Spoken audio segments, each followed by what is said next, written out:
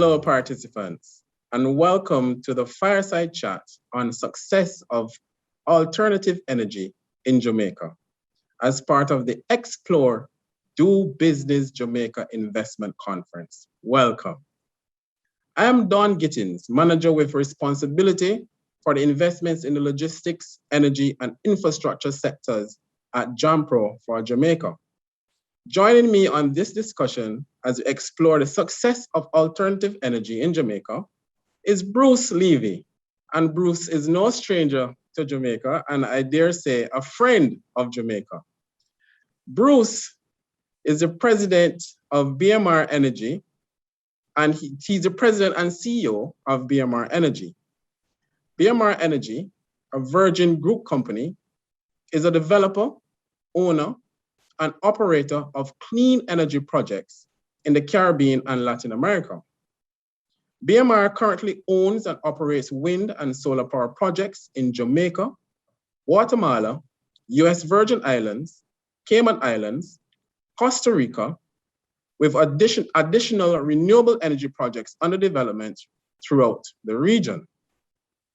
Prior to founding BMR Energy, Bruce was the CEO of International Power's North American IPP business, responsible for over 7,000 megawatts of oil, gas, coal, wind, and solar power generation throughout the US and Canada. Before IP, he served as CFO of GPU Inc., an electricity utility company serving over 2 million customers in the New Jersey and Pennsylvania region. Bruce also previously served as the president and CEO of GPU International, which developed and operated power generation and electricity utility systems throughout the US, South America, Europe, Asia, and Australia.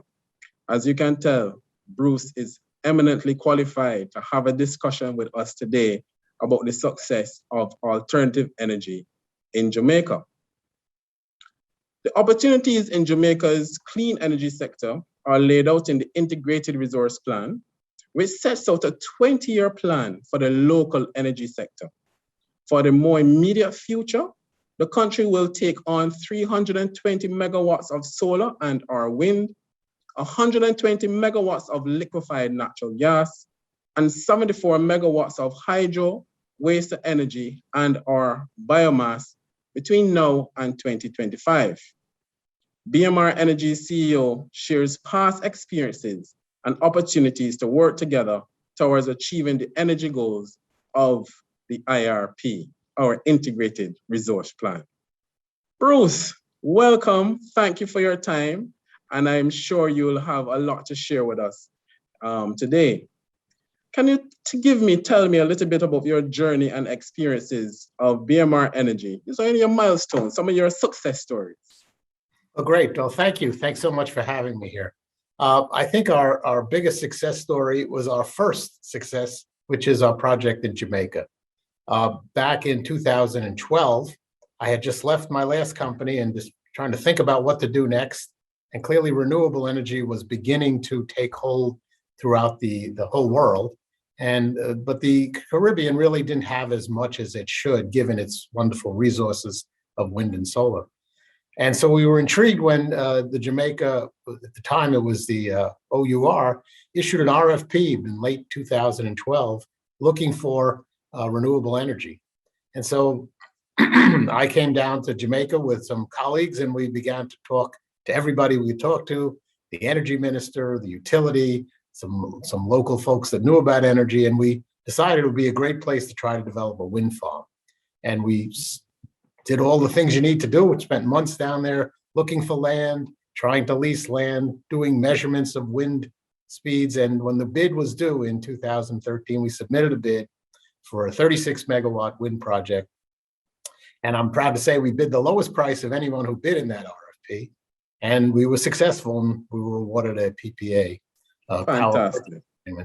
But then we had the tough part of actually going to build it, which meant we had to go lease the land and get our permits and put the contracts together to buy the equipment and to construct it and deal with many issues that we assumed were easy to deal with, but turned out to be a little more challenging than we thought. Clearly, the government had not done this before. We leased land from the National Land Agency. They're a great landlord, but getting them to understand what we were trying to do was a challenge. We spent some time with them and really went on a couple of month-long educational process to explain what wind power is. Even though there were already some wind projects in Jamaica, there were none developed by private company. And we spend a lot of time with the NLA on understanding what their permitting requirements were. And more importantly, the publics in the area where we built it, people want to know what you're doing to their neighborhood, and we shared what we could. We were very successful at bringing the equipment in from, we brought equipment from all over. The wind turbines, obviously the biggest piece. Ran into some challenges on the Jamaican roads up in the mountains where we built this plant. And we were very pleased to see the support we got from all the local residents, even though we closed their roads almost every night for a month. We had a lot of support, and in fact, towards the end, we had whole neighborhoods walking with the turbines and the blades as they were transported on the road. And when we were done transporting, we used to get calls asking when the next transport was coming. They were disappointed that we were done. We managed to build the plant with 95% Jamaican labor. We went out of our way to hire as many Jamaican subcontractors as we could, and it all worked very well. And so the timeline, which in anybody who works in the power industry, what I'm about to describe is fantastically fast. We signed our power sales agreement at the end of 2014. We financed the project at the end of 2014, right after we signed the contract. We began construction early 2015, and the plant was commercial and operating by July of 2016, which in power plant terms is really fast. We do things in 5-year, 10-year increments. It was really good. And this last July, we celebrated our 5th-year anniversary of operating. And we love being there. We love the town, the villages, and the parish we're in. And we try to be good neighbors, and we work very hard to have good relationships with our neighbors. And we provide about 3 or 4% of Jamaica's power without burning an ounce of oil or gas, and emitting no emissions, and hopefully cleaning up the environment while we're doing it. That's a fantastic story, and thanks so much for sharing that with us. Now, can you articulate your thoughts on the roadmap of Jamaica's clean energy sector, given that you are already in the fabric of the Jamaican sector? Well, Jamaica is leading the Caribbean in their commitment to renewable energy. The Prime Minister has set a goal of 50% renewables by 2030 or 35. It depends on which version of the IRP you come out with. Right now, there are about 16%, which is again among the highest in the Caribbean. The IRP you discussed, there was a plan put in place to build up the amount of renewable while maintaining a reliable energy supply. And they've got several layers of new renewables added. The one you talked about is the first layer of 300 plus megawatts by 2025. That had been a smaller amount that was supposed to be done by 2021, but between the hurricanes of 2017 and the COVID of 2020, everything in the Caribbean has gotten delayed. But we've taken that opportunity to really prepare for it. We've got the ability to expand our wind plant. Wind project is one of our projects that we plan to propose in that RFP when it's issued next year. We've got some solar projects planned, and we think it'll be a great opportunity for Jamaica to get access to some really low-cost energy.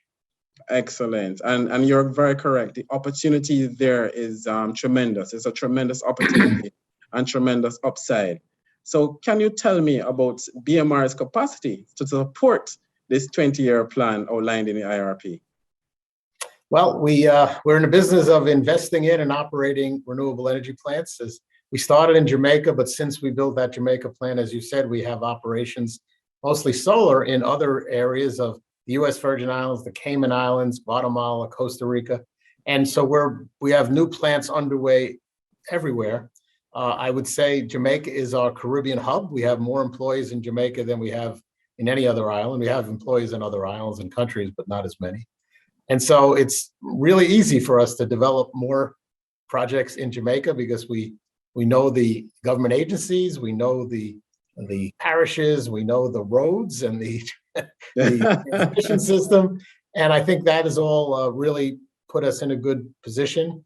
We have lots more money to invest in Jamaica, and our experience in Jamaica has been very positive. For those who worry, we've gotten paid on time every month. Excellent. Never had a time where we were behind in getting paid. I've seen wonderful growth in Jamaica over the last 5 years with all their government systems. A lot of things that used to have to be done by hand, going to the tax office and having something stamped, is now online and much easier to do. And that's made doing business a bit easier. And I think the trend is Jamaica to continue to improve and modernize its systems. And so we see Jamaica as a really growth opportunity, in that not only will we be able to grow our business, but Jamaica will grow its economy and will be contributing to that. Well, thank you so much. And I just need one more thing from you. For persons who are watching this Fireside Chat, what would you leave them with when they hear Jamaica? What would you leave them with as it relates to investing in Jamaica, coming to Jamaica? What would you leave them with? Well, I'll give you some examples of my experience. When we first went to finance our project, we went to some of the larger lenders, and we mentioned Jamaica, and the first reaction we got is, "Oh, Jamaica, they're tough to do business in Jamaica." And our experience has been just the opposite, and it's worked well, because we've convinced, for example, what's now called the DFC, the U.S. Development Finance Corporation, to help to provide debt for our project, and it was the first investment they made in Jamaica, and it turned out to be much easier to do than they thought. And since then, they've made probably 5 or 6 additional investments in Jamaica. So if anybody's worried that Jamaica is a tough place to do business, clearly it's got its own style and it's got its own rules, but it's really not a bad place to do business. And when you're doing something that the government wants to get done, they make a way for it to get done. There's always no matter what you do, in any country, there's always impediments you have to get over. But Jamaica as itself is not a bad place to do business. That's actually a great place to do business. And I know that you've said a lot of really good things about Jamaica. So how has JAMPRO helped you with your investment? Because you're live, you're here. Can you tell the participants how JAMPRO has helped you to be the success that you are? I think JAMPRO has been one of the real strengths that Jamaica has. We first met JAMPRO, and it was kind of a strange introduction. They came and said, "We're going to help you."